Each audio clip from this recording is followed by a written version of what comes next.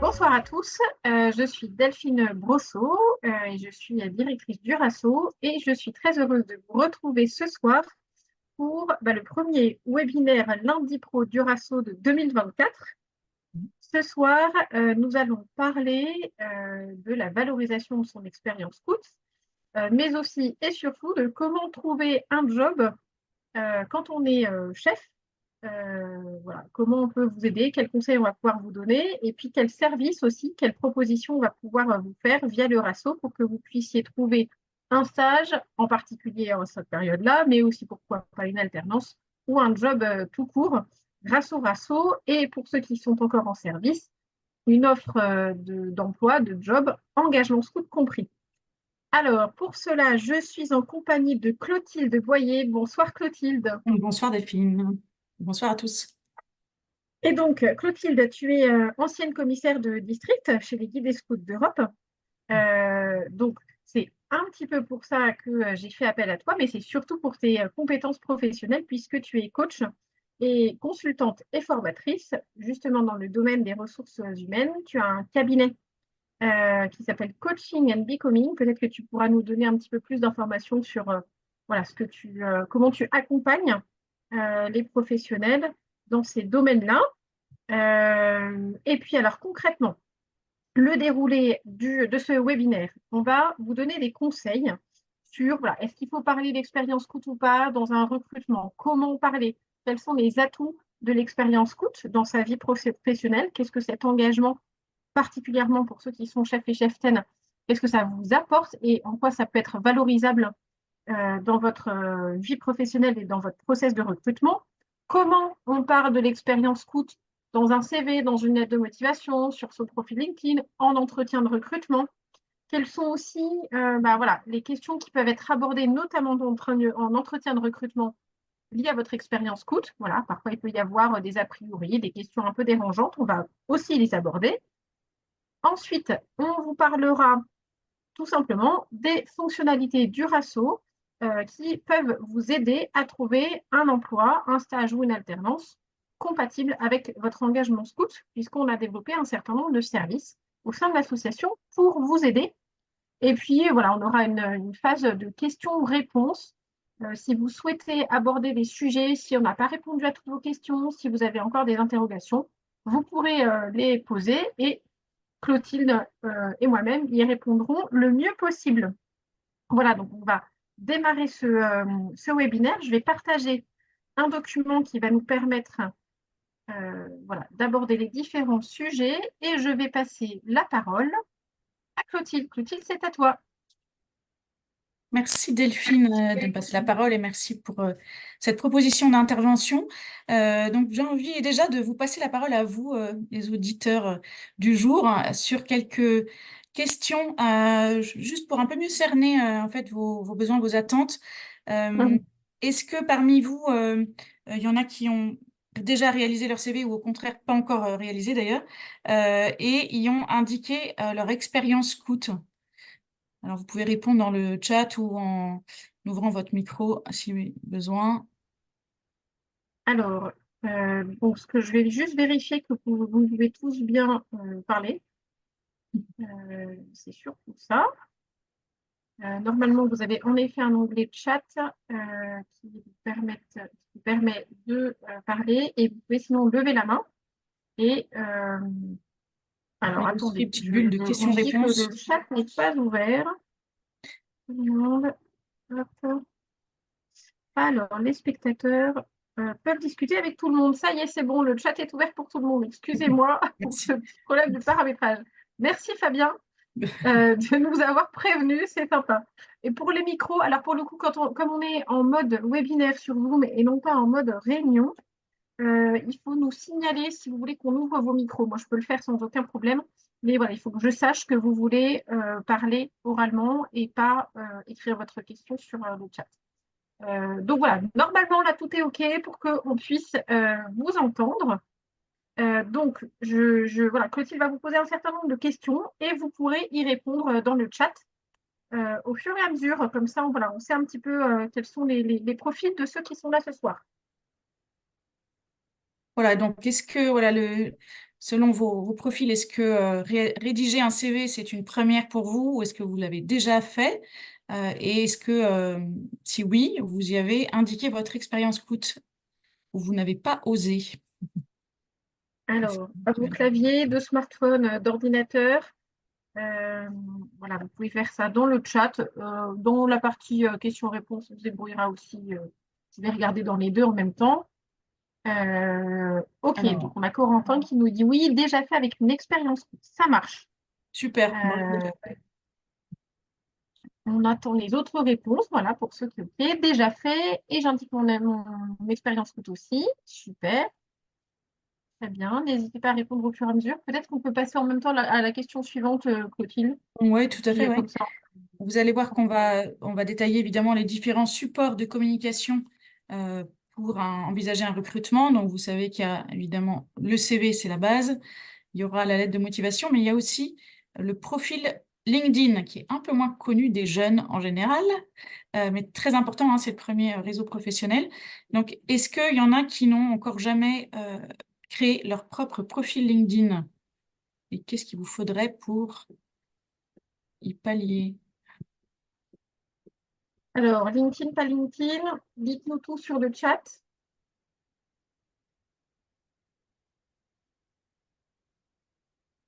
Vous n'êtes pas très, très bavard, hein. C'est le temps de chauffe. Oui, exactement. Pourtant, vous êtes là, mais vous êtes très Peut-être qu'en silencieux. fait, moi, je considère que tout le monde a son profil LinkedIn, donc bravo, je vous félicite. C'est une très bonne nouvelle. Ah, Marion, encore un petit peu de Ah, intéressant, travail. Marion. Pas de LinkedIn pour ma part, mais c'est surtout parce que je ne sais pas comment ça fonctionne. Donc, on pourra en parler un petit peu. Alors oui, on Très donnera bien. quelques clés aujourd'hui, mais ça suffira certainement pas. Mais en tout cas, ouais, c'est important que tu puisses travailler le sujet. D'autres réactions par rapport à LinkedIn? On va continuer. Donc ensuite, s'agissant d'un entretien, je ne sais pas si vous avez déjà eu l'occasion d'avoir, ou si vous allez avoir un entretien pour un stage ou pour une alternance ou pour une embauche. Est-ce que ça vous est déjà arrivé d'évoquer votre expérience coûte? Est-ce que vous étiez à l'aise là-dessus?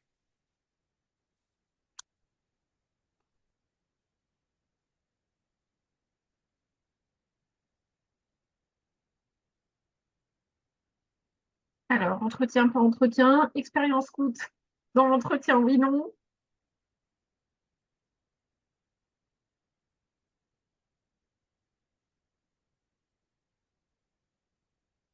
Ok, Pour pas l'instant, encore, mais j'en parlerai volontiers si nécessaire. Ça comment penser marche. son intention? Clotilde, on ne te l'a jamais encore demandé. Ok.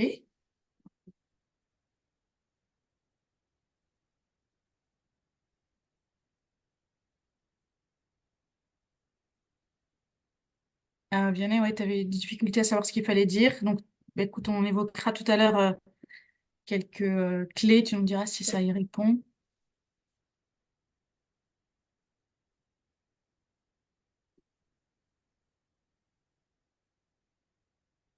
Alors, n'hésitez pas, quand vous envoyez vos messages pardon, sur le chat, vous pouvez les envoyer à tout le monde plutôt qu'aux autres panélistes.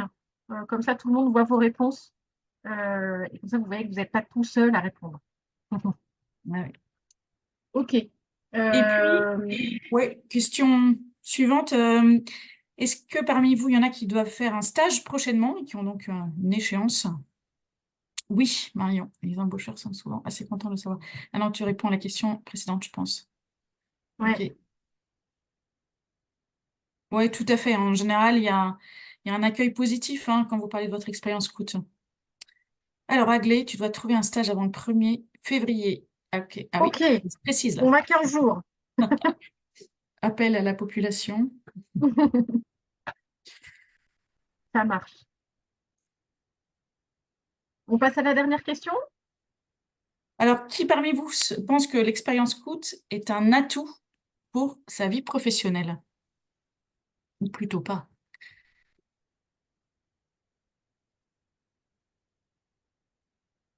Alors, si c'est un atout, vous répondez oui. Si vous ne pensez pas, vous répondez non. Vous avez le droit de faire une autre réponse si vous voulez. OK, pour l'instant, on n'a que des oui. Super. Ah, plein de oui. Bah, dis donc, vous êtes unanime sur les oui. Super, ben oui, Parfait.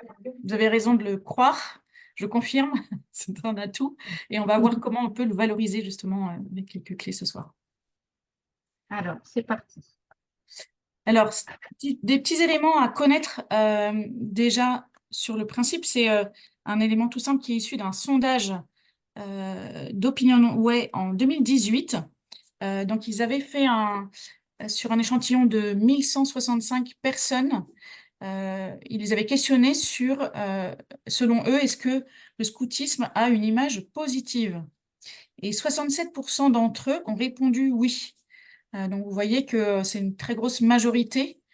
Donc, c'est important de voir que globalement, dans la société française, il y a quand même un a priori positif sur le scoutisme. Il peut y avoir des risques à parler de son engagement scout quand même, et c'est ça qui peut vous retenir parfois. Euh, alors, quels seraient les risques réels? C'est peut-être d'avoir une étiquette, en quelque sorte. Donc, ce qui va être important, c'est de montrer justement comment votre expérience scout est valorisable sur le plan des compétences, et on va voir précisément comment, parce que quand c'est présenté comme ça peut difficilement être perçu de façon négative. Les atouts, c'est effectivement quand on est dans de la prise de responsabilité très jeune, grâce au scoutisme, mais aussi avec des compétences comportementales, des compétences organisationnelles, etc., grâce à la méthode aux valeurs scouts, c'est forcément des choses qui peuvent intéresser des employeurs. Donc, n'hésitez pas à les faire valoir. Donc, comment en parler concrètement? C'est ce qu'on va voir ensemble ce soir avec différents outils qu'on complétera Delphine et moi à tour de rôle. Et de manière évidemment illustrée, hein. Ce qui va être important, c'est que vous donniez des exemples et on va voir aussi ce qu'il faut éviter dans la manière d'en parler parfois.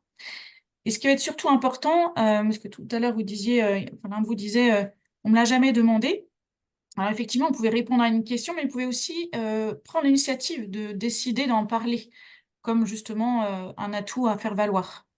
Donc en tout cas, soyez vraiment prêts à répondre aux questions, donc ça veut dire s'y préparer en amont, hein, et puis à vous adapter aussi aux réactions de votre interlocuteur que vous ne connaissez pas.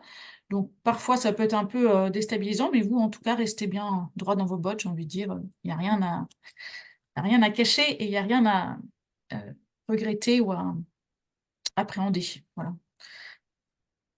Bon, super. Alors, on continue. Voilà, j'indique simplement que si vous avez besoin qu'on précise un élément qu'on est en train d'aborder ou voilà, qui vient juste d'être abordé, n'hésitez pas à poser la question sur le chat ou dans l'onglet questions et réponses. Voilà, après, il y aura vos situations propres spécifiques qu'on pourra voir dans la partie questions-réponses. Mais voilà, ne soyez pas bloqués par quelque chose que vous n'avez pas bien compris. On pourra l'évoquer pour être sûr d'être clair dans nos propos. Vas-y, Clotilde. Merci, Delphine. Alors, oui, ce qui va être important, en fait, pour valoriser votre expérience scout, quel que soit le support de communication de votre parcours professionnel ou scolaire, c'est de transposer, en fait, toute votre expérience scout et tous vos apprentissages en compétences professionnelles. Donc, ça va être surtout une question de vocabulaire. Vous allez voir, on va l'évoquer concrètement. En tout cas, ce qu'on peut identifier, c'est qu'à travers l'expérience scout, ce qui est sûr, c'est que vous avez acquis des compétences organisationnelles et en conduite de projet. Ça, ce sont des termes qui parlent hein, aux entreprises et aux employeurs. Vous pouvez les utiliser sans problème. Donc, quand vous travaillez sur un projet pédagogique d'année ou un projet de camp, concrètement, vous êtes dans de la conduite de projet et dans de l'organisationnel. Et puis, quand vous préparez vos week-ends, etc., en tant que chef, tout ça, évidemment, ça contribue à un sens de l'organisation et des compétences en conduite de projet que vous pouvez mettre en avant.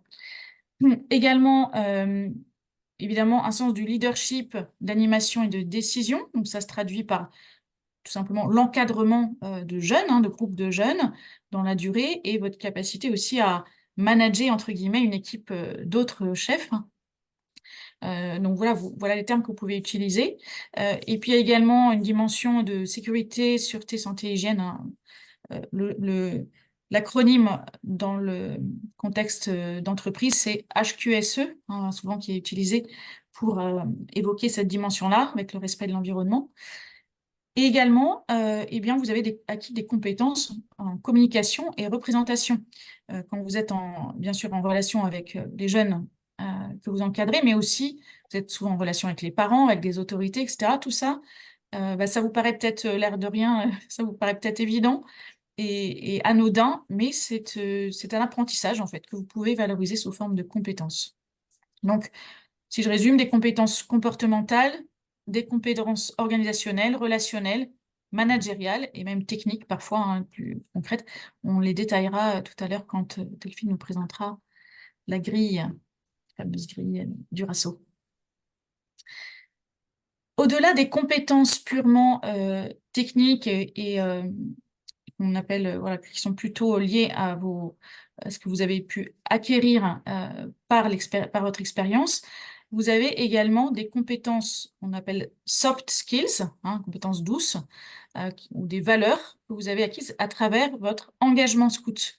Et ça, c'est tout aussi valable à valoriser que des compétences techniques, organisationnelles, etc. Donc, il y a bien sûr le sens de l'engagement et des responsabilités. Euh, c'est pareil, ça vous paraît parfois une évidence quand vous êtes dedans, mais aujourd'hui, ce n'est pas le cas de beaucoup de jeunes. Donc, vous pouvez faire la différence avec cette dimension-là. Il y a la dimension de loyauté et de confiance, bien sûr, l'attention aux autres et la capacité à créer du lien et de l'enthousiasme. Aussi, cette capacité à se débrouiller dans la nature et avec peu de moyens, on peut appeler ça la sobriété, effectivement. Ça, c'est aussi une compétence que vous pouvez mettre en avant, qui est assez appréciée hein, aujourd'hui, hein, avec toutes les tendances écolo notamment. Et puis, votre capacité à aller de l'avant, à vous projeter malgré les obstacles, ça montre une certaine autonomie et un certain dynamisme qui seront vraiment appréciés également dans le monde de l'entreprise. Parce qu'il faut savoir que les entreprises, bien sûr, elles recherchent des compétences techniques, puisqu'il faut pouvoir avoir un résultat, hein, donc il y a une performance attendue à la clé. Mais ce qui va être important pour elles, c'est de recruter des personnes de valeur, de confiance, et ce qu'on peut appeler le capital humain est tout aussi important. Et c'est plus facile pour elles, à la limite, de se dire, eh ben, je fais le pari d'embaucher cette personne qui a le sens de l'engagement, qui est loyale, qui a cette attention aux autres, mais qui est un peu plus faiblarde sur le plan technique, parce que sur le plan technique, l'entreprise, l'employeur peut vous former facilement, tandis que sur les fameuses soft skills qu'on vient d'évoquer, il faut plus de temps, c'est toute une éducation à reprendre, donc ce serait moins rentable pour l'entreprise. Alors, premier outil, premier support que vous allez évidemment avoir besoin d'utiliser pour euh, valoriser votre expérience coûte, c'est le CV. Alors, ce qu'il faut savoir, c'est que en 40 secondes, un recruteur a pu balayer un CV. Donc, autant vous dire qu'il faut vraiment aller droit à l'essentiel et être clair, précis, percutant. Donc, premier conseil que je vous donne, c'est de mettre un titre spécifique. Si vous mettez simplement ingénieur en informatique, par exemple, OK, on voit ce dont vous parlez. Simplement, ce qui serait intéressant, c'est de mettre en dessous, par exemple, spécialisation en cybersécurité ou 3 ans d'expérience à l'étranger, bilingue anglais, j'en sais rien. Vous voyez, 2, 3 mots-clés qui spécifient votre profil d'emblée dans le titre, donc titre et sous-titre en quelque sorte, qui peuvent faire la différence entre deux candidats en moins de 10 secondes. Deuxième conseil, c'est donc de préciser en fait dans les contenus incontournables en fait de votre CV, vous allez avoir toute une partie sur évidemment qui vous êtes, d'où vous venez, mais également ce que vous savez faire et puis la preuve de ce que vous savez faire. Donc montrer des expériences et les résultats. Donc sur la partie présentation, une petite précision. Un détail, mais par exemple, éviter les adresses mail du genre chouchou@free.fr. Ça fait pas très professionnel. Donc, prenez, s'il faut créer une adresse mail dédiée pour tous vos contacts pro, mais avec quelque chose de beaucoup plus basique. Euh, Ensuite, sur le conseil numéro 3, c'est l'idée Pardon. vraiment d'adapter votre CV à chaque candidature.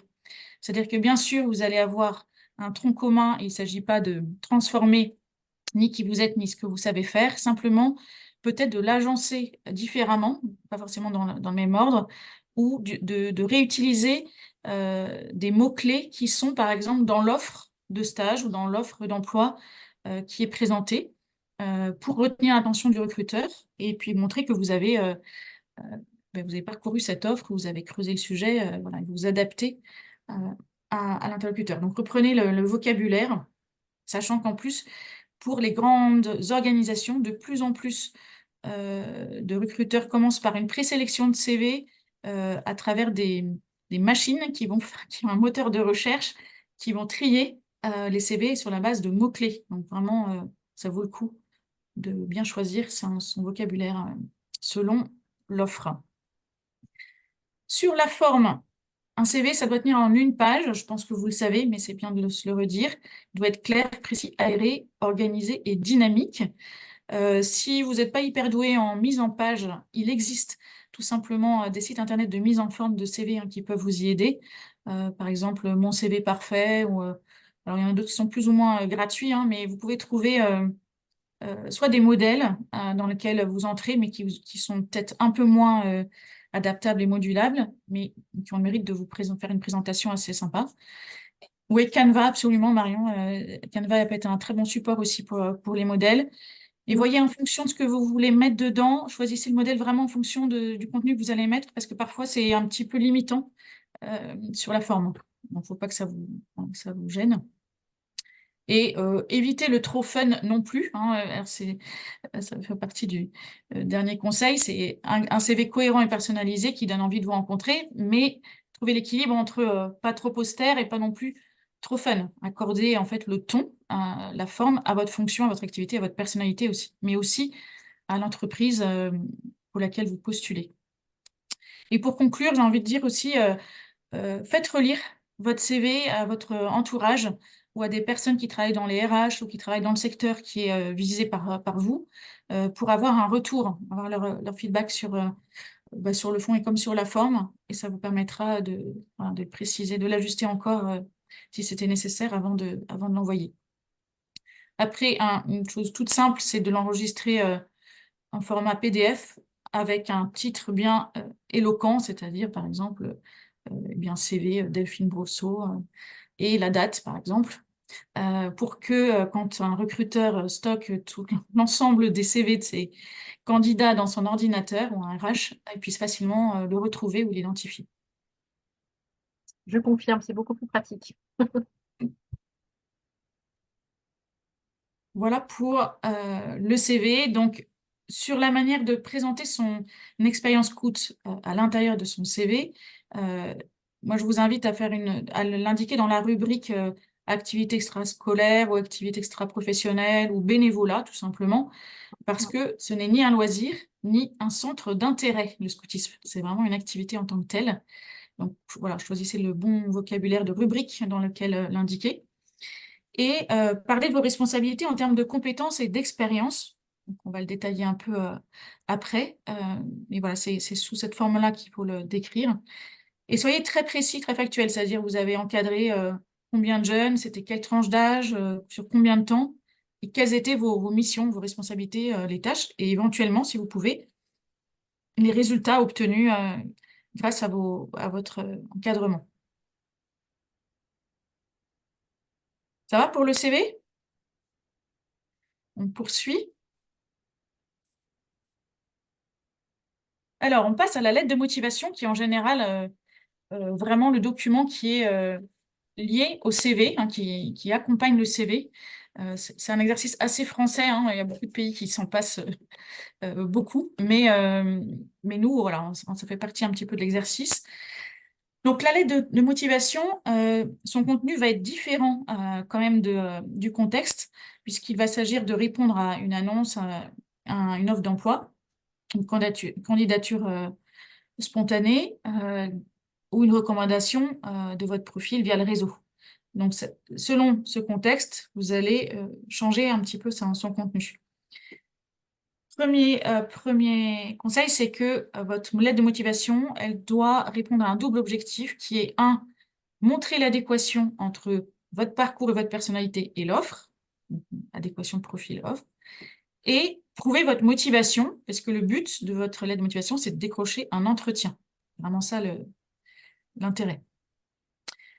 Conseil numéro 2, ça va être important pour vous de penser aux recruteurs. Alors, si Delphine, tu veux bien nous faire Ah, pardon. parcourir le conseil numéro Oui, 2, on continue. excuse-moi. Penser aux recruteurs, ça veut dire que il va falloir qu'en une page, il soit convaincu et c'est de l'ordre de 12 secondes. Donc, petit challenge pour vous, une lettre claire, courte, précise, percutante. Renseignez-vous bien aussi sur l'entreprise parce que là aussi, bon, on a des lettres de motivation, j'ai envie de dire, modèles, mais il s'agit de l'adapter à l'entreprise et de montrer que vous êtes informé, renseigné sur l'entreprise, pas uniquement sur le site internet. Essayez d'aller un cran plus loin. Ça peut être sur des articles hein, de presse, voilà, se renseigner avec des personnes qui y travaillent éventuellement. Enfin. Et il s'agira d'accompagner votre lettre de motivation d'un court mail d'accompagnement, donc accompagner CV et lettre de motivation, en résumant pourquoi vous et pourquoi votre demande. Alors, ce qu'il faut savoir dans une lettre de motivation, assez classiquement, le plan, c'est une accroche. Donc, une accroche, c'est une phrase ou c'est quelque chose d'assez percutant. Ça peut être une citation, quelque chose qui va attirer, accrocher, donc, l'œil du recruteur, qui va avoir envie d'aller plus loin et de découvrir plus en avant votre lettre. Ça sortira un peu du lot par rapport à une autre. Ensuite, vous allez parler de l'entreprise et du recruteur, puis de vous, puis de nous, donc l'entreprise plus vous. Et vous finissez évidemment par quelle suite donner en fait à cette lettre de motivation et une formule de politesse, bien évidemment. Ce n'est pas une redite du CV. C'est important de le rappeler parce qu'il ne s'agit pas de relister toutes vos compétences dans une lettre. Il s'agit de les choisir en fait de manière assez de façon pertinente selon eh ben, la fonction que vous allez occuper ou le stage que vous recherchez et en illustrant d'exemples pour montrer l'intérêt justement de cette expérience pour le profil que vous êtes et pour le poste que vous briguez ou le stage que vous souhaitez obtenir. Voilà, donc choisissez ce que vous souhaitez mettre en avant en fonction de ça. Et puis, soyez vous-même. Donc, bien sûr, vous allez trouver des modèles types de lettres de motivation sur Internet. Ça peut vous aider au début à trouver des formulations et à vous en inspirer. Mais surtout, gardez votre style s'il est quand même un petit peu corporate, mais pour que ça parle de vous aussi et que vous soyez à l'aise, en fait, tout simplement, avec cet envoi, hein, que ça vous corresponde. Voilà, donc concernant l'expérience coûte au sein d'une lettre de motivation, vous allez choisir parmi votre expérience coûte les compétences acquises qui vont être le plus en adéquation avec celles qui sont recherchées par le poste visé. Donc là aussi, ça peut être intéressant quand on parlait des soft skills, hein, donc des compétences douces, pardon, de vous renseigner sur les valeurs de l'entreprise, sur sa culture, pour faire des ponts avec le scoutisme et en quoi vous les incarnez peut-être déjà. Voilà, ces valeurs-là, ça peut être intéressant comme argument. Voilà. En tout cas, elle ne doit pas prendre toute la place, cette expérience scout, hein, mais elle doit souligner tel aspect de vos compétences qui sont particulièrement attendues. Et puis, bon, bien sûr, plus vous montrez que vous connaissez l'entreprise et mieux c'est.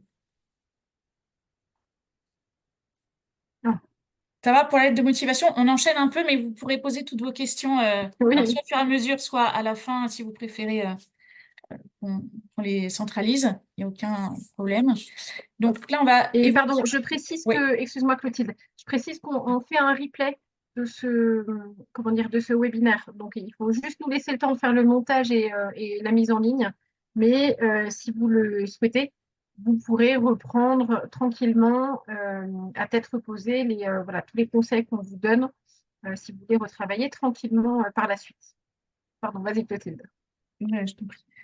Donc là, on va évoquer le profil LinkedIn. Donc LinkedIn, c'est quand même le réseau social professionnel qui est le plus utilisé hein, au monde et en France notamment. Donc c'est le réflexe maintenant qu'ont tous les recruteurs, les professionnels, pour aller voir qui vous êtes. Et vous pouvez également candidater via LinkedIn maintenant. Il y a des systèmes de candidature en direct. Donc, c'est vraiment un incontournable. Donc, c'est très important que vous créiez votre profil. Euh, alors, un petit conseil juste avant qu'il soit prêt à l'emploi, c'est qu'elle veut dire, votre profil LinkedIn. Faites attention aux paramètres de votre profil parce que, en général, par défaut, à chaque fois que vous modifiez votre profil, ça avertit l'ensemble de vos relations que vous avez rajouté une photo, mis un titre, etc., etc. Bon, on n'a pas forcément besoin d'avoir toutes ces informations-là. Donc ça, je vous invite pour l'instant, tant qu'il n'est pas prêt, à décocher cette case d'information de tout votre entourage pour pouvoir tranquillement le préparer et voilà, ne communiquer à vos relations que quand il sera prêt. Donc, premier conseil, c'est évidemment que votre profil LinkedIn soit en cohérence avec votre CV. Donc, vous allez voir, c'est pas tout à fait un mini CV, mais quasiment, hein, et ce qu'il y a en plus, c'est qu'il y a par exemple un mini résumé de votre parcours professionnel ou votre objectif professionnel. Alors, souvent pour ceux qui sont juste en post-bac, ils disent, bah, moi, j'ai rien à raconter.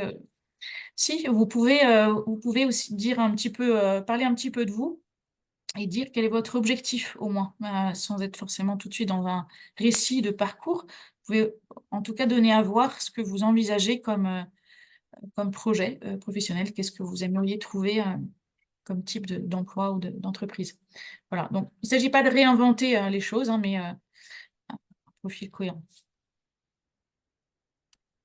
Au-delà de ce profil, une fois qu'il sera créé, il va falloir le faire vivre. Et pour ça, eh bien, je vous invite à étendre votre réseau en vous connectant déjà par votre entourage proche, mais aussi à d'autres professionnels. Et ce qui est vraiment valorisant pour un profil LinkedIn, c'est de demander, de solliciter des recommandations écrites sur votre profil.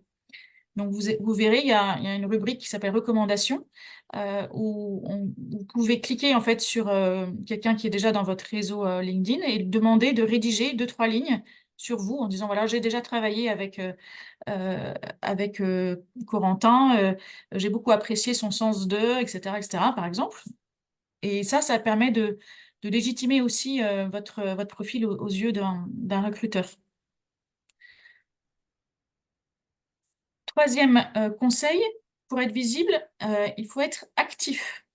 Donc ça fonctionne comme les autres réseaux. Vous connaissez bien Facebook, je crois que c'est caduc pour les jeunes, mais voilà, Instagram, etc., vous plaisent davantage. Mais pour ça, il faut poster, partager, commenter, utiliser les hashtags et les arrobas, etc. Donc, euh, il s'agit à la fois de commenter en fait des posts que vous pouvez voir, mais également de les transférer, de les partager, et puis idéalement pour vous de poster directement un court article.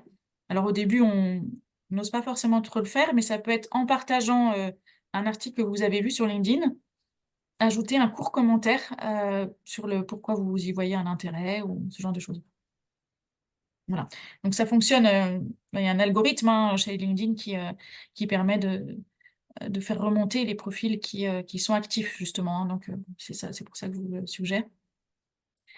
Il y a aussi une modalité qui est intéressante, c'est d'appartenir à des groupes et de suivre des entreprises ou des personnes qui sont en lien avec votre métier, votre profession ou le secteur que vous visez, qui permet pour vous de vous tenir au courant en fait de l'actualité, par exemple, de l'entreprise ou de sujets qui concernent votre profession, et puis également de vous rendre visible dans un groupe quand vous y contribuez. Alors c'est plus ou moins actif les groupes, hein, vous verrez, je trouve que sur LinkedIn c'est assez variable, il y a des groupes qui fonctionnent bien, d'autres moins, mais suivez les sujets qui vous inspirent et les entreprises ou personnes aussi qui vous inspirent selon les secteurs d'activité ou les centres d'intérêt. Et puis, donc, vous allez voir, une fois qu'il sera bien actif, votre profil est bien complet, vous pourrez euh, activer Open to Work, donc ouvert à l'emploi, ouvert à un stage, et postuler directement sur LinkedIn, parce que maintenant, c'est un vrai média pour les recruteurs. Ça veut dire qu'il faut que vous soyez prêt enfin, que votre profil soit en permanence prêt pour que si vous cliquez sur postuler, candidater, il soit à jour, tout simplement. Alors, pour votre expérience coach, puisque c'est quand même ça le sujet d'aujourd'hui particulièrement, s'il est récent, vous pouvez indiquer votre engagement dans la rubrique qui s'appelle bénévolat. Ça, c'est assez nouveau sur LinkedIn, mais vous pouvez l'indiquer. Et là aussi, hein, je vous invite toujours à utiliser des termes professionnels. On a un peu tendance dans le scoutisme à utiliser notre jargon scout, persuadé que tout le monde comprendra très très bien.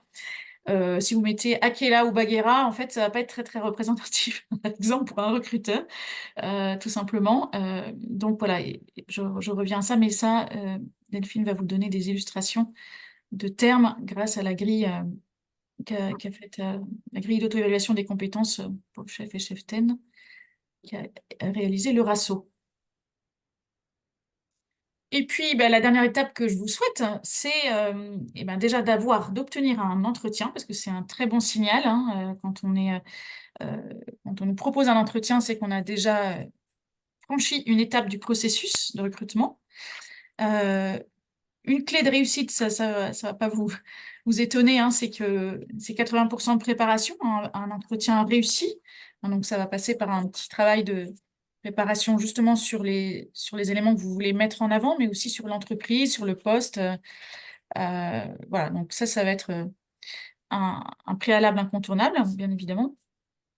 Deuxième conseil, c'est d'être sincère. Donc, parlez vrai, bien sûr, en étant vous-même, mais avec une certaine intelligence de situation pour vous adapter aussi au contexte. C'est-à-dire que votre expérience coûte, elle est légitime, elle est valable, elle est valorisable. Simplement, toujours pareil, choisissez votre vocabulaire. J'ai le souvenir comme ça d'une cheftaine qui passait un oral d'agrégation et qui était un peu tétanisée à l'idée de parler de son expérience dans le scoutisme qui lui tenait vraiment à cœur parce que c'était dans un contexte voilà, d'éducation nationale, pas forcément très ouverte, c'est un peu qui tout double.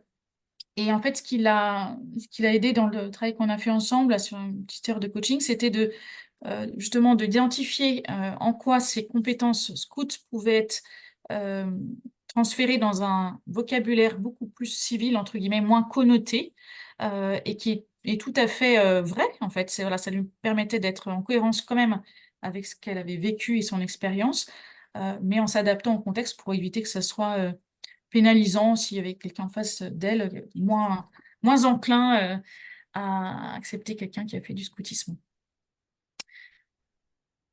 Alors, troisième conseil, c'est d'avoir la juste distance, la juste proximité avec votre interlocuteur.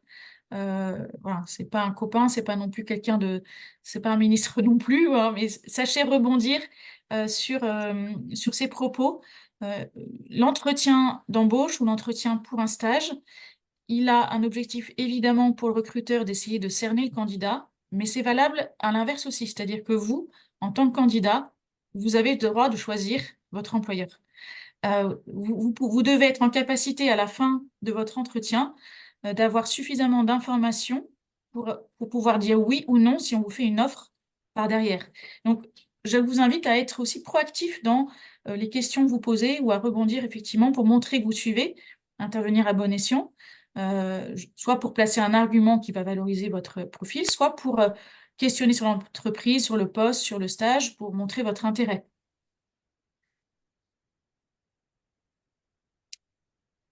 Voilà, j'ai déjà évoqué le point 4 en même temps. Son intérêt par voilà, montrer son intérêt par les questions, effectivement, c'est cette idée que ce n'est pas à sens unique et vous avez besoin d'avoir aussi quelques éléments de réponse, c'est ce que j'évoquais, pour pouvoir vous positionner à l'issue de l'entretien si c'était nécessaire. Et puis, évidemment, il s'agit de se projeter vers la prochaine étape du recrutement. Donc, essayez là aussi d'envisager quelles sont les suites à donner à cet entretien pour vous, pour lui aussi. Donc, poser des questions sur la suite du process de recrutement, les échéances. Est-ce qu'il y a plusieurs candidats? Est-ce qu'il y a d'autres entretiens avec les RH, les managers, etc. Et quels sont les critères de sélection? Tout ça, ça va vous donner des billes pour pouvoir ensuite revenir vers l'employeur ou la personne qui vous a reçu. Et ça, une dernière chose qui va être importante et qu'on ne fait pas forcément systématiquement, moi, je vous conseille de faire un petit mail de remerciement à l'issue de l'entretien, soit le jour même, soit le lendemain, assez court, hein, il ne s'agit pas d'en faire une tartine, mais juste pour remercier de l'intérêt et faire peut-être un court petit résumé en quelques lignes de ce que vous retenez de l'entretien. Et surtout, vous évoquez le fait que vous relancerez, en fait, enfin, vous n'allez pas le marquer comme ça, mais que vous tiendrez au courant en ne manquant pas de le rappeler d'ici une semaine, 15 jours, etc., selon l'échéance qu'on vous a donnée. Et bien là aussi, soyez proactifs, sans attendre qu'il y ait forcément un retour de la part de l'employeur. Prenez votre téléphone et relancez. Donc ça, c'est sur le process classique. Donc, pour parler de son expérience scout, oui, oui, tout à fait. Delphine, tu peux y aller sur la manière de parler Oui, de son c'est bon. expérience Non, je- scout en entretien. Donc là, ben, on l'a dit aussi tout à l'heure, le scoutisme, c'est pas un loisir, c'est pas un centre d'intérêt, mais c'est pas non plus une activité professionnelle. Donc voilà, qui reste bien à sa place. Et vous pouvez le présenter vraiment comme un engagement au service des autres, une responsabilité formatrice. Voilà. Alors, il y a des termes comme voilà, école de formation humaine, école de vie, vous pouvez évoquer ce genre de choses. Et c'est aussi un lieu de sociabilité, d'amitié durable. Ça, c'est plus ou moins à dire aussi selon ce que vous sentez, hein, qu'est-ce que vous avez envie de dire et qui vous ressemble, qui vous convient, qui vous correspond. Juste avant, Clotilde, de passer à la slide suivante, Marion nous demande Oui. si on écrit un petit mail de remerciement si on ne pense pas venir dans l'entreprise. Oui, par politesse, vous pouvez toujours remercier, on gardera une bonne image de vous, et puis on ne sait jamais c'est ce que la vie génère comme surprise. Si vous, même si vous ne donnez pas suite, vous pouvez dire d'ailleurs explicitement que vous ne donnerez pas suite, mais que voilà, vous avez apprécié cet échange, etc. Et que vous serez contente de garder euh, le lien avec cette personne sur le plan professionnel. Donc vous pouvez tourner d'une certaine manière pour être voilà, cordial et poli. Mais je trouve que c'est toujours bien de reboucler et d'être clair sur la suite que vous donnez à cet entretien.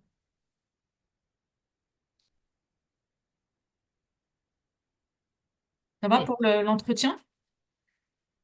Alors on peut être amené à... Oui, merci, non, c'est clair, tant mieux. On peut être amené à avoir quelques questions dérangeantes ou réactions un peu surprenantes. C'est quand même assez rare, hein, mais si vous avez besoin de vous y préparer, on vous donne un peu quelques clés de réponse.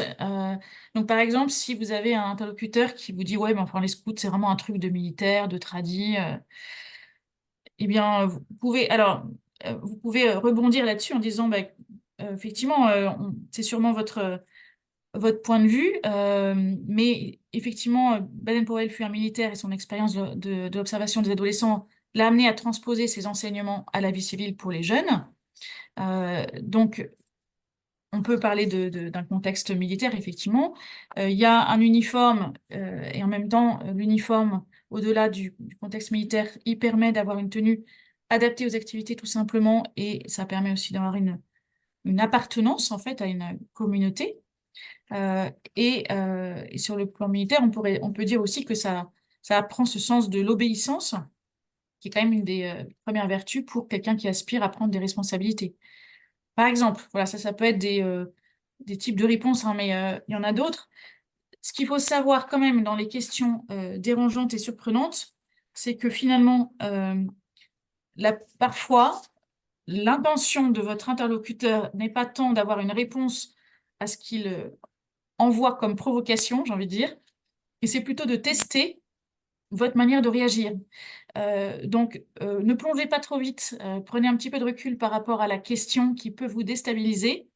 Et si vous êtes à l'aise, n'hésitez pas à utiliser l'humour comme manière parfois de rebondir, de réagir très gentiment pour... voilà, il faut le sentir aussi en fonction de votre interlocuteur, mais ça pourrait être ah, j'ai l'impression que du coup, il y a quelque chose qui vous dérange dans le contexte militaire, hein. Voilà, vous voyez, ça peut être juste renvoyer la balle à votre interlocuteur sans forcément répondre à la question d'emblée ou aller carrément jusqu'à est-ce que par hasard vous souhaitiez me piéger? Parce que ça, c'est une question qu'on entend souvent comme bon, vous voyez, il y a des manières de contourner, entre guillemets, ce qui peut vous paraître un obstacle quand on vous soumet ce genre euh, d'arguments. Alors, sur le côté tradi, on peut dire que oui, il y a des us et coutumes scouts comme dans tout groupe d'appartenance finalement, mais il y a aussi une capacité à s'adapter à toute situation imprévue et nouvelle, et en ce sens-là, c'est tout à fait contemporain et actuel, quoi. Voilà. Et après, vous pouvez compléter par, voilà, vous pouvez lire hein, sur le slide des arguments beaucoup plus institutionnels, on va dire. Donc, l'Association des guides et scouts d'Europe, qui est agréée par le ministère en charge de la jeunesse, c'est quand même un gage euh, de, de sérieux et du fait que ce n'est pas, ne risque pas d'être hors norme. Guide et scout pour une Europe unie et fraternelle, donc il y a cette dimension de lien social. Et puis l'aventure scout comme un espace de liberté immense qui permet de responsabiliser chacun, puisqu'on nous fait confiance très tôt. Et là, vous pouvez illustrer avec des exemples. Je ne sais pas si ça vous parle un peu, ces genres de soit de questions dérangeantes, soit de réponses. Alors, un autre exemple, ça peut être, mais les scouts, c'est vraiment complètement dépassé. Alors là aussi, deux modes de réponse possibles. Soit vous entrez dans l'argumentaire qui va justifier pourquoi ce n'est pas dépassé, et c'est tout à fait possible. Soit vous n'entrez pas dans l'argumentaire et vous renvoyez un peu la question aussi à votre interlocuteur euh, sous forme de, par exemple, ben, c'est sûrement votre point de vue. Moi, je dirais pas dépassé, mais je dirais peut-être décalé. Donc, vous allez un peu dans le sens, mais pas trop, vous voyez, de votre interlocuteur. Euh, donc, donc là, ça permet aussi de contourner légèrement l'obstacle qui peut éventuellement être difficultueux pour vous. Et vous pouvez dire, voilà, décalé par rapport à la société, parce qu'effectivement, c'est une association qui permet à des jeunes à partir de 8 ans d'être responsables. C'est pas donné à tout le monde, d'être autonome, d'être débrouillard. Le tout loin des écrans, avec une préoccupation réelle de l'environnement, de la nature, une attention aux autres. Bon, finalement, moi, je trouve ça assez moderne, non? Vous voyez un peu sous forme de pirouette comment vous pouvez désamorcer ce genre de questions qui au départ peut être surprenante ou dérangeante. Merci beaucoup, Clotilde. Alors, on va passer justement à la grille que Clotilde a pu évoquer dans les minutes précédentes. Donc, cette grille, c'est une grille d'auto-évaluation des compétences que vous avez pu acquérir dans votre, comment dire, dans votre service de chef ou de chef-thème. Cette grille, elle a été élaborée il y a 2-3 ans maintenant par toute une équipe, donc une équipe de bénévoles des guides et scouts d'Europe, et notamment voilà, des commissaires, mais aussi des chefs en fait. On a proposé à des jeunes chefs et cheftaines de travailler aussi sur cette grille. On a fait des groupes de travail. Et puis, elle a été aussi élaborée, relue, retravaillée par des professionnels du recrutement et des ressources humaines. Clotilde en a fait partie d'ailleurs, elle faisait partie de l'équipe projet de cette grille d'évaluation des compétences. Et donc, l'objectif de cette grille, c'est vraiment de transposer dans le milieu professionnel, le vocabulaire professionnel, tout ce que vous avez pu acquérir en termes de compétences dans votre service de chef. Donc, cette grille-là est disponible sur le site du RASO. Je vais aller vous montrer où elle est tout à l'heure. Vous pouvez la télécharger. C'est un PDF qui est en ligne, qui est téléchargeable et que vous pouvez remplir directement dans le PDF. N'hésitez pas en fait à travailler cette grille vous-même et aussi, si vous le pouvez, de la travailler avec une autre personne peut-être plus expérimentée que vous.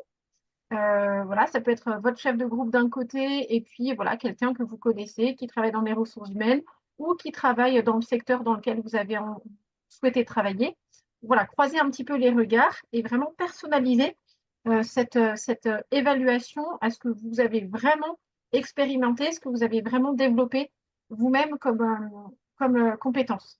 Cette grille elle est aussi distribuée normalement, à quelques exceptions près, mais j'espère qu'il n'y en a pas, à tous les CEP. Si vous faites, voilà, si vous faites un CEP au cours de l'année, on vous distribue cette grille de compétences. Mais dans tous les cas, je vais vous montrer, elle est disponible sur le site du RASO.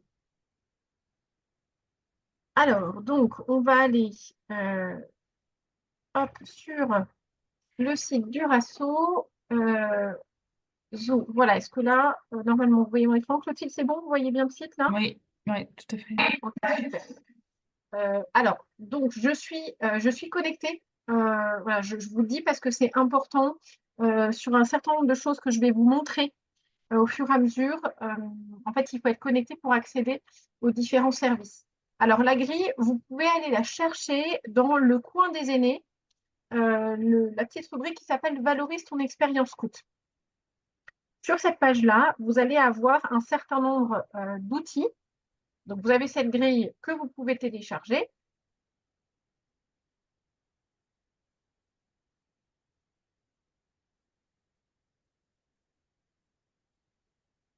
Voilà, qui est là.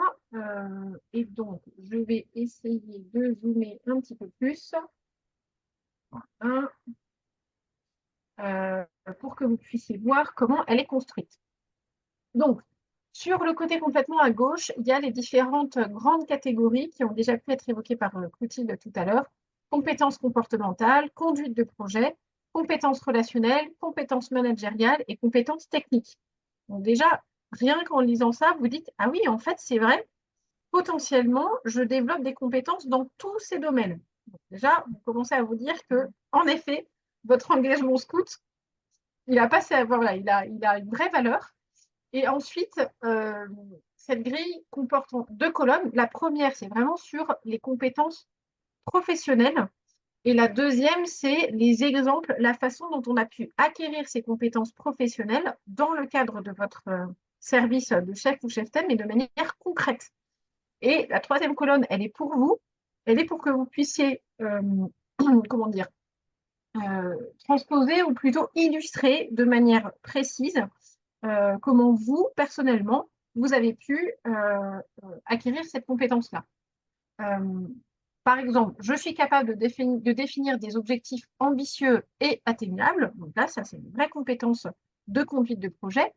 Concrètement, dans votre engagement, ça se traduit par je définis seul ou en conseil les objectifs de l'année, du camp, d'une activité.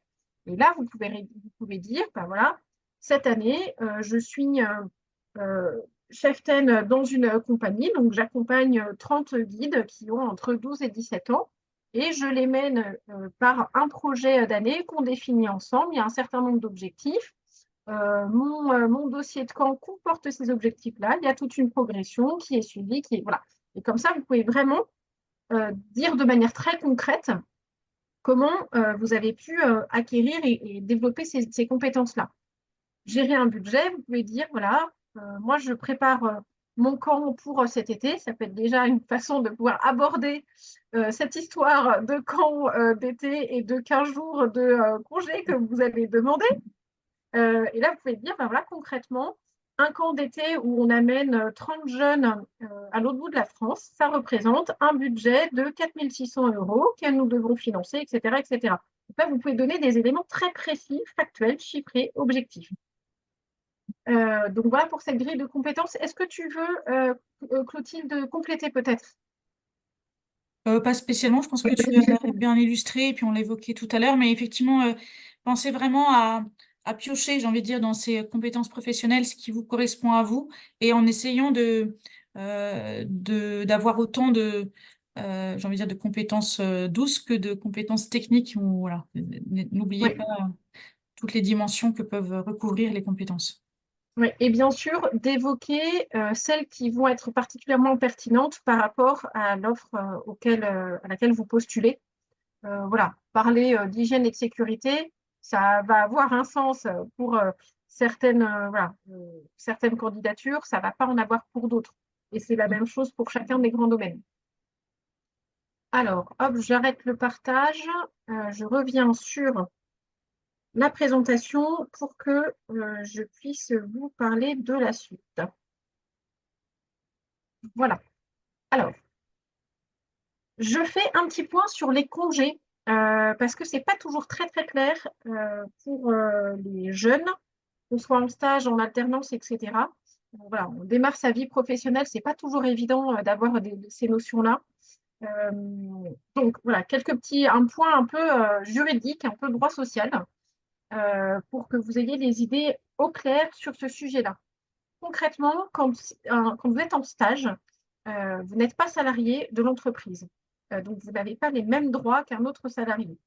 Néanmoins, à partir du moment où votre stage fait 2 mois ou plus, là, vous avez droit à des congés. Vous avez droit concrètement à 2,5 jours de congés par mois. Mais attention, dans le cadre d'un stage, ce sont ces droits ce droit à des congés, ce sont des congés non rémunérés. Alors après, il est tout à fait possible que votre employeur décide de tenir, enfin, de vous donner une gratification, voilà, de ne pas changer votre indemnité de stage, même si vous avez quelques jours de congé, mais ça, c'est voilà, selon l'accord, le bon vouloir de votre employeur. Mais sachez que vous avez droit à des congés non rémunérés à partir du moment où votre stage dépasse 2 mois. Alors, ce qui est important aussi, c'est que euh, quand vous faites un stage et que vous prenez des congés durant ce stage, la période de congé fait partie, enfin, est dans la durée effective de votre stage. Ça ne vient pas en décompte. Euh, alors, en revanche, il est possible, ça c'est important aussi, il est possible que votre entreprise vous dise, OK, moi je suis prêt à vous accorder 2 semaines pour votre camp. En revanche, voilà, je vous demande de faire 2 semaines de plus pour que vous ayez bien les X semaines euh, comment dire, voilà, qui vous sont, voilà, qui vous sont demandées. Euh, pour la partie alternance. Alors, un alternant est considéré, enfin, là, est un salarié, donc il a les mêmes droits qu'un salarié. Il bénéficie des congés payés au même titre que les autres salariés. Euh, ensuite, pour tous les salariés, donc là, j'enlève les stagiaires et je comprends les alternants. Il existe ce qu'on appelle le congé engagement. Ce congé engagement, c'est un congé d'une durée maximale de 6 jours, un congé à nouveau non rémunéré, mais qu'on peut prendre quand on est en responsabilité bénévole. Alors, il me semble, ça reste, en fait, c'est un point qu'il faut que je vérifie de nouveau avec un avocat en droit social. Il me semble que c'est que pour les bénévoles qui sont en situation d'encadrement d'un autre bénévole. Donc, ça marche pour les chefs et cheftaines d'unité. J'ai juste un mini doute pour les assistants, assistantes d'unité. Alors, ça, c'est ce que prévoit le droit social de base, entre guillemets. Mais de plus en plus, il y a dans les conventions collectives, dans les accords de branche ou même voilà, dans les accords d'une entreprise, comment dire, des modalités qui sont plus intéressantes que ce que donne le minimum du droit social. Et donc, dans un certain nombre de branches, de secteurs, enfin, voilà, de branches ou de conventions collectives, ce congé engagement est, non pas, enfin, voilà, est rémunéré comme un congé payé et pas un congé sans solde. Autre élément intéressant pour ceux qui sont chefs, et ça on ne le sait pas toujours, les salariés qui ont moins de 21 ans ont droit, s'ils en font la demande, à un congé de 30 jours ouvrables non rémunéré. Donc c'est du congé sans solde, c'est soumis à l'accord comment dire, de votre employeur et notamment sur les jours, enfin les dates que vous voulez caler, mais voilà, vous avez le droit à 30 jours ouvrables. Attention, ces 30 jours ouvrables, ils ne peuvent pas être pris euh, enfin, voilà, en même temps. Je crois que le maximum, c'est d'avoir 24 jours en continu sur les 30. Mais ça peut être vraiment intéressant pour vous. Dans tous les cas, il faut vraiment parler de vos dates de camp en amont avec votre employeur ou votre futur employeur. Dans tous les cas, il faut bien que, comment dire, que les dates de congé soient bien spécifiées, que vous ayez bien une trace, un accord de l'entreprise. Je dis ça parce que, notamment, voilà, je vais vous montrer ça tout à l'heure, vous pouvez trouver des offres de stage ou d'alternance grâce au RASSO. Et ces offres de stage d'alternance sont publiées voilà, par des recruteurs qui connaissent le RASSO, qui apprécient le scoutisme, qui sont eux-mêmes des anciens, etc. Et qui vont pouvoir vous dire, non, mais moi, je trouve ça génial, le fait que vous soyez chef. Bien sûr, je vous donne vos congés et même, je ne change pas la gratification. Ce sera des congés payés. Mais voilà, il faut bien s'assurer que il y a bien un accord, un écrit qui stipule que vous ne serez pas dans les locaux, voilà, vous ne travaillerez pas de telle date à telle date, tout simplement pour une question d'assurance. Et ça, c'est important. Donc voilà, bien anticiper sur cette partie-là. Voilà pour les congés, ça c'était un point important. Je précise aussi juste une chose, c'est que ça c'est le droit social. Ensuite, vous pouvez avoir des écoles, des universités qui vous demandent d'effectuer un stage, par exemple, de 12 semaines sans interruption. Et là, pour le coup, la demande de l'école est plus restrictive, plus dure que le droit social. Alors ça, c'est quelque chose qu'on est en train de travailler justement avec des avocats et notre but à la GSE et au RASO, c'est de pouvoir établir des accords avec voilà, les écoles, avec des fédérations d'écoles pour que vous ne soyez pas coincés par ça, parce que de plus en plus, vous trouvez un employeur conciliant, mais vous avez une école qui vous dit non quand même. Donc voilà, il faut juste bien vérifier ce que vous dit l'école, ce qui est inscrit dans votre convention de stage, pour que vous ne vous retrouviez pas le bec dans l'eau en ayant trouvé un stage et un employeur qui est OK, et une école qui ne vous valide pas votre stage parce que vous avez 1 ou 2 semaines de camp au milieu.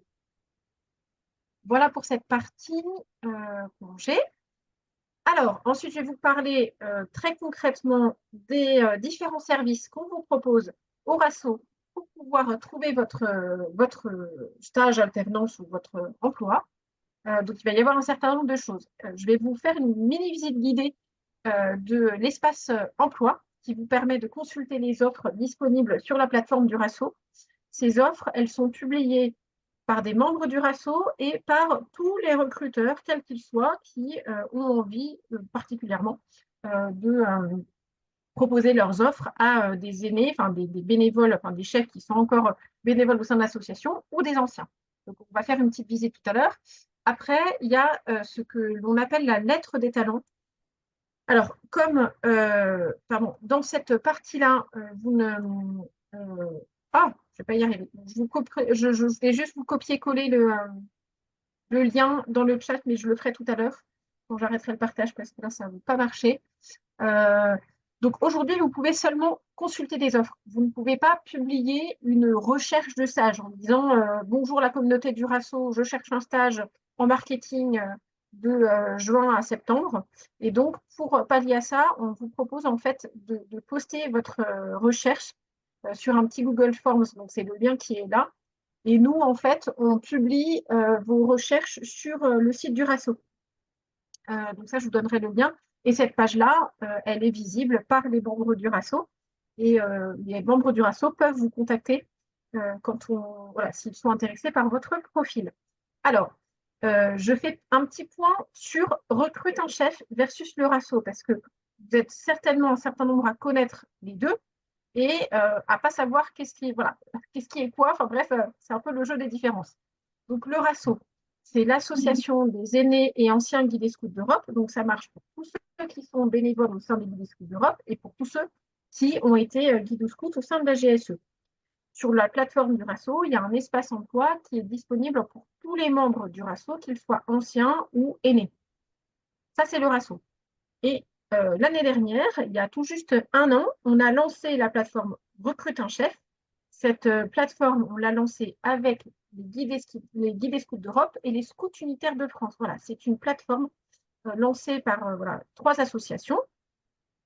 Et cette plateforme, elle est disponible uniquement pour des chefs et cheftaines âgés de 18 à 25 ans qui sont en service dans l'année en cours dans l'une des 2 associations, enfin dans l'un des 2 mouvements, Guides Scouts d'Europe ou CHU. Donc ceux qui ne sont plus adhérents ne peuvent pas aller sur Recrute un chef. Mais, très bonne nouvelle, toutes les offres qui ont la petite option qu'on appelle engagement scout compris, qui sont publiées par des recruteurs sur Recrute un chef, sont automatiquement envoyées sur la plateforme du RASO et inversement. Donc, si vous êtes un ancien ou un aîné chez les guides et scouts d'Europe, sur le site du RASO, vous êtes sûr d'avoir toutes les offres. Donc voilà, c'est ce que je voulais comment dire, vous préciser. On va aller faire un petit tour sur l'annuaire qui peut vous être utile aussi. Et puis, vous avez notre blog aussi, dans lequel il y a pas mal d'articles sur la vie professionnelle et qui vous permet aussi d'avoir pas mal de conseils. Clotilde a été aussi notre auteure pour plusieurs articles autour de la vie pro. Donc, hop, c'est parti pour une petite visite guidée du site du RASO. Hop, hop. Alors, j'avais fermé ma page, je vais la rouvrir. Alors, on peut consulter les offres ici dans la partie emploi, consulter nos offres d'emploi et de stage. Voilà, donc là, vous avez voilà, comment dire, les dernières offres qui sont mises en avant, celles qui sont les plus consultées aussi. Ce qui est intéressant, c'est d'aller voir tout de suite dans la partie recherche avancée, qui était sur là, le petit bouton à droite. Et là, vous allez pouvoir mettre toutes les informations qui vous intéressent, tous vos critères de recherche, la localisation, le type de contrat, télétravail ou pas télétravail, ça c'est nouveau, le profil, le secteur, etc., etc. Ce qui va être intéressant aussi, c'est ça, donc, la fameuse option dont je vous parlais, engagement scoop compris.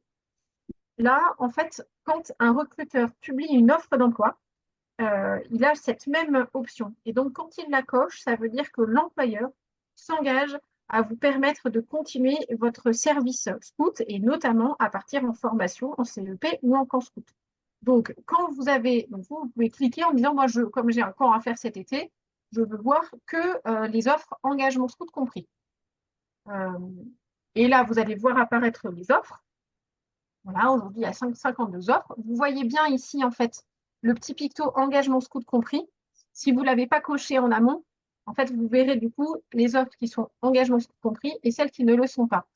Et quand il y a une offre qui vous intéresse, vous allez dessus, vous avez le détail de l'offre et vous pouvez ensuite postuler à l'offre directement. Voilà, donc c'est assez simple. Ce que je vous conseille aussi, c'est de vous créer une alerte emploi, comme sur n'importe quelle, sur n'importe quelle plateforme de recrutement. Voilà, vous dites que vous cherchez dans le secteur de la finance, des offres engagement toutes compris, et vous cherchez sur Paris, et vous sauvegardez votre alerte. Alors, moi, j'avais déjà une alerte, donc c'est modifié. Et vous pouvez dire, bah, moi, je veux recevoir l'alerte tous les jours ou toutes les semaines, etc., etc. Et vous pouvez modifier votre offre quand vous le voulez sans aucun problème. Voilà, donc ça, je vous invite vraiment à pouvoir créer votre alerte emploi. J'ai fait le tour des principales fonctionnalités sur l'espace emploi. Donc, vous voyez, c'est quand même assez simple. Vous avez la possibilité de laisser votre CV sur l'espace et du coup, votre CV est visible par les membres du RASO. Ça peut être intéressant aussi. Là, c'est pour gérer votre alerte. Vous pouvez mettre des offres en favori. Alors là, mes offres, c'est parce que moi, je suis à la fois, comment dire, enfin, je suis aussi recruteur. Donc, je publie mes propres, voilà, mes offres d'emploi pour le RASO. Et vous pouvez aussi, ça c'est pareil, c'est pour ceux qui sont recruteurs, rechercher des CV de candidats potentiels. Donc, voilà pour l'espace emploi. Et ensuite, ce que je voulais vous montrer, c'est l'annuaire. Il est possible que vous trouviez ou non des offres qui correspondent à vos critères de recherche. On parlait tout à l'heure de réseau professionnel. Ça peut être intéressant de contacter des membres du RASO qui travaillent dans le secteur, dans la fonction dans laquelle vous voudriez travailler maintenant ou plus tard. Voilà, tout simplement pour pouvoir leur poser des questions, pour pouvoir peut-être leur demander voilà, un coup de main, un coup de pouce dans votre recherche d'emploi, ou voilà, mieux connaître le secteur ou la fonction que vous visez. Voilà, le RASO, enfin cette communauté du RASO, c'est vraiment aussi une communauté d'entraide, y compris une communauté d'entraide professionnelle. Et voilà, il faut vraiment aussi le penser comme ça. Donc, dans l'annuaire, Delphine, pareil, il y pour a, il y a connecter. Marion qui pose la question de savoir s'il y a aussi des offres à l'international. Oui, oui, oui. On n'en a pas beaucoup, mais on en a. Oui, oui, tout à fait. Et alors, j'ai vu, pardon, il y a Fabien qui a répondu pour justement sur le congé engagement. J'avais un doute sur le fait que ça marche pour les assistants d'unité et Fabien nous confirme que c'est bon. Ouais. Donc ça, c'est parfait.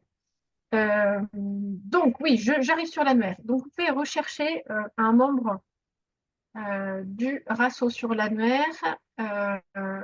Donc, alors, il y a en fait, il y a pas mal d'informations et sur le parcours scout et sur les fonctions qu'on a eues, dans quelle unité, etc. Et puis, du coup, euh, des informations professionnelles. Donc, moi, ce qui m'intéresse, c'est de travailler dans l'associatif. Et puis, voilà, moi, j'aimerais bien diriger une association. Donc, je vais cocher ces deux critères-là. Et en faisant ça, je vais avoir la liste des membres du RASO qui correspondent à mes critères de recherche. Et là, je dis, bah, super, il y a François Belker, qui est directeur de l'association Logos, Benjamin Blanchard, qui est directeur d'SOS Chrétien Lorient, etc., etc. Je vais dire, bah, tiens, lui, ça m'intéresse vraiment, donc je vais le contacter. Et là, en fait, vous avez une petite messagerie interne qui vous permet d'envoyer un petit message à Benjamin Blanchard, qu'il recevra dans sa boîte mail. Donc, il saura que c'est un message qui vient du RASO. Et ensuite, vous avez un système de messagerie interne sur votre espace privé sur le site du RASO. Donc voilà, n'hésitez pas aussi à utiliser comment dire, ce système-là. Alors, pour répondre de nouveau à Marion, il y a en effet des offres à l'international. Et ce que vous allez voir aussi, c'est qu'il y a des membres du RASO qui existent un petit peu partout. Voilà, on le voit sur la carte. Donc, vous pouvez aussi contacter des membres du RASO qui habitent dans le pays dans lequel vous rêveriez de faire votre VIE, par exemple. Donc voilà, ça vous pouvez aussi utiliser par le mode carte comme ça. Et les articles pro sont ici sur le blog. Alors attendez, je mets directement sur la partie vie professionnelle. Vous avez plein d'autres articles super intéressants. Vous pourrez aller voir, mais voilà, vous en avez un certain nombre sur la vie professionnelle qui sont ici. Je reviens aussi sur la page Valorise ton expérience scout parce que je vous ai montré que la grille tout à l'heure, mais vous avez d'autres éléments qui sont intéressants. Voilà, vous avez une infographie, 6 conseils pour valoriser votre expérience scout. C'est une petite fiche, une infographie qu'on avait réalisée justement suite au premier webinaire qui peut vous aider. Voilà, 10 raisons d'embaucher un scout, c'était un article du magazine Forbes qui avait très très bien marché, qui avait été retravaillé par tous les médias français, etc. Le lien vers l'espace emploi, le lien vers les articles de Vipro. Et puis, alors on avait déjà fait un webinaire il y a quelques temps sur le sujet. Donc ça, c'est l'ancien webinaire que vous pouvez revoir, mais je le remplacerai par celui d'aujourd'hui qui sera plus d'actualité. Et voilà ce que je pouvais vous montrer. J'ai fait le tour sur cette partie-là. Alors, paf, j'arrête le partage et je vous propose tout simplement de passer aux questions que vous pourriez avoir. Et puis, si vous voulez aussi voilà, nous partager votre problématique, votre expérience personnelle, n'hésitez pas. Soit vous utilisez le petit bouton questions-réponses, soit le chat, mais vous pouvez aussi lever la main pour que je puisse ouvrir votre micro.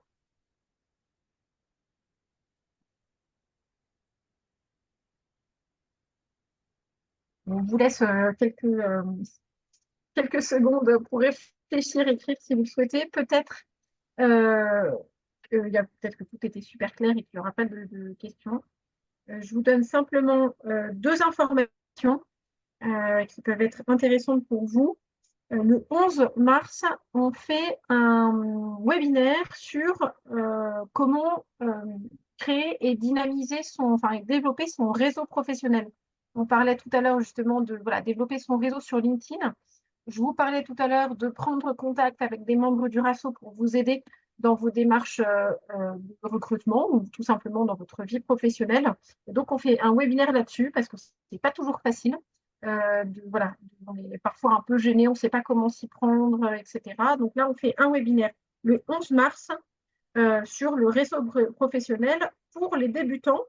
Et le 22 janvier, donc ça c'est un petit peu plus proche, c'est même la semaine prochaine, on a un webinaire qui s'appelle Définir son projet professionnel. Voilà, ceux pour qui ce n'est pas facile, qui sont au début de leur vie professionnelle ou qui sont en transition professionnelle. On vous propose ce webinaire qui est animé par Maxence de la Fouchardière et qui nous propose voilà, une méthode qui est basée sur l'ikigai, qui est un concept japonais. Et je vous recommande vraiment ce webinaire pour ceux qui se posent pas mal de questions sur leur projet professionnel. Et vraiment que ce soit au début de votre vie professionnelle ou en transition, ça marche pour les deux. Donc, je vous recommande. Tout est en ligne sur le site, dans l'agenda. Donc, vous pouvez vous inscrire sans souci. Et de nouveau, c'est toujours gratuit et en accès libre. Eh bien, je ne vois pas de questions, je ne vois pas de main qui se lève, donc c'est que c'est tout bon pour vous, j'imagine. Euh, ah si, on a Samuel qui lève la main. Samuel, je vais te donner la parole. Normalement, tu peux parler, il faudrait juste que tu ouvres ton micro. Vous m'entendez? Oui. Oui, c'est parfait, c'est Super. Euh, D'abord, merci beaucoup pour ce webinaire. Moi, je dois faire un stage de 8 semaines, donc entre juin et août, là. Et j'ai un camp Louveteau qui sera sans doute début juillet. Donc, c'est possible de demander une convention de stage qui dise du temps au temps, puis du temps au temps, avec le camp Louveteau entre les deux. Alors oui, ça c'est tout à fait possible. En revanche, ce qu'il faut que tu vois avec ton école, c'est si ton école autorise, enfin, est d'accord pour que ton stage se fasse, enfin, qu'il y ait une interruption dans ton stage. Ça, oui, je leur ai déjà C'est demandé, ce ils ont dit que c'était OK. D'accord. Donc ça, c'est bon. Alors après, les conventions de stage comment dire, elles sont le modèle de la convention est établi par l'école. Donc elles ne sont pas toutes identiques. C'est pas comme s'il y avait un formulaire SERPA qui est le même pour toutes les écoles. Là, en fait, chaque école, chaque université a sa propre convention de stage. Donc parfois, il est absolument obligatoire de mettre toutes les informations, y compris celles des congés payés. Certaines conventions le demandent, d'autres non. Donc en fait, il faut vraiment que tu remplisses tous les champs de ta convention de stage, mais si l'école t'autorise à le faire comme ça en 2 temps, il n'y a pas de problème. D'accord. Et donc, potentiellement, ça peut être compté comme congé, mais ça fera une convention de stage de 9 semaines, quoi. Oui, voilà. Alors après, justement, il y a, en fait, à chaque fois, dans ces situations-là, il faut que tu aies la validation de l'école et que tu aies la validation de ton employeur. Et pour ton employeur, il faut que tu saches, alors ça, tu n'es pas obligé de l'indiquer dans la convention, ça dépend s'il te le demande ou pas, mais que tu saches sous quelle forme se fait ton absence, en fait. Est-ce que c'est du congé sans solde? Est-ce que c'est du congé payé? Ou est-ce que c'est un stage qui se fait en 2 temps? Parfois, on a carrément des écoles ou des employeurs qui demandent à faire 2 conventions, une pour la première période et une autre pour la deuxième période. Hmm. Donc voilà, je Ok. ne peux pas te donner comment dire, il n'y a pas qu'une seule possibilité en fait, ça va dépendre aussi de ce que te dit ton futur employeur ou ton employeur.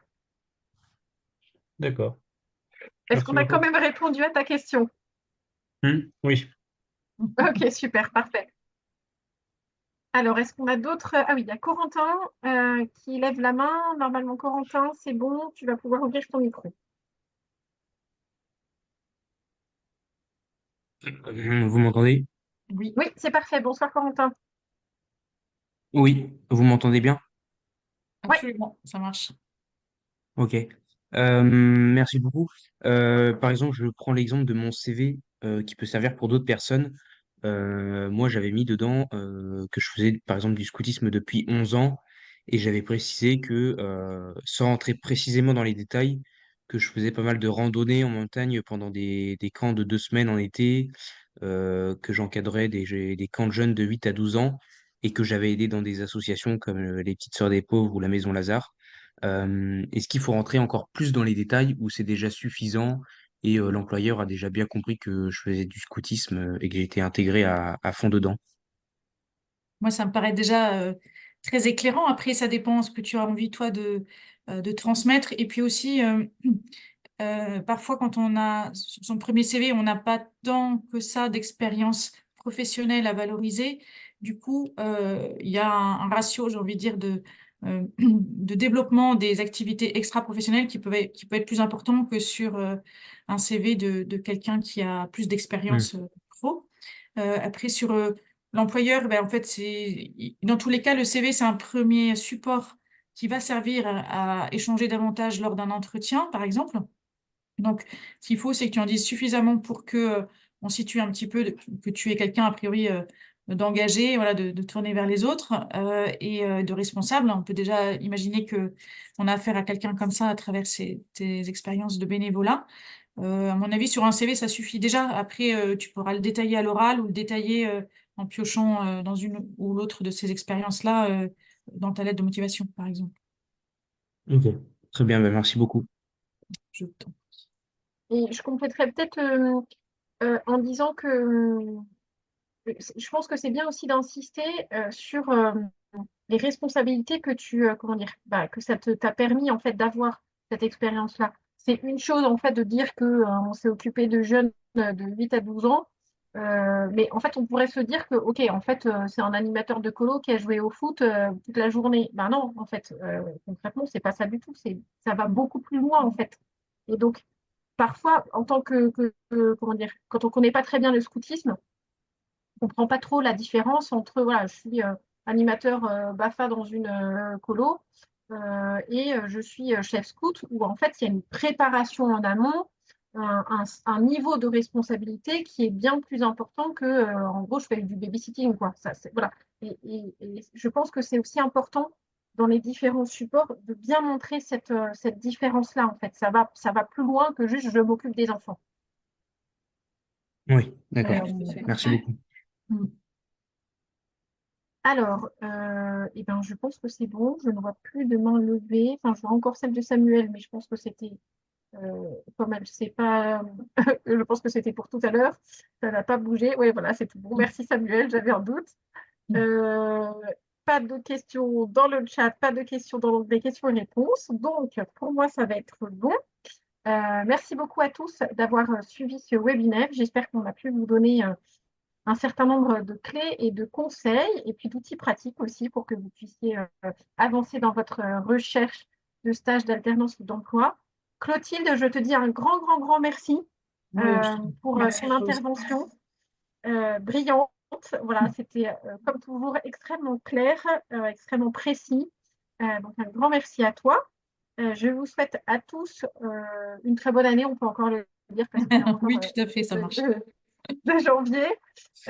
Bon courage, bravo et merci pour tous ceux qui sont engagés comme chef et cheftaine cette année. Voilà, ce que vous faites est vraiment magnifique pour les jeunes voilà, que vous faites grandir grâce à votre service. Donc, merci à vous. Et puis, voilà, j'espère que ça vous servira vraiment dans votre vie professionnelle, mais je n'en doute pas trop. Voilà, merci beaucoup à tous et à très bientôt. Bonne soirée, au revoir. Et plein de beaux stages et de beaux jobs. À bientôt.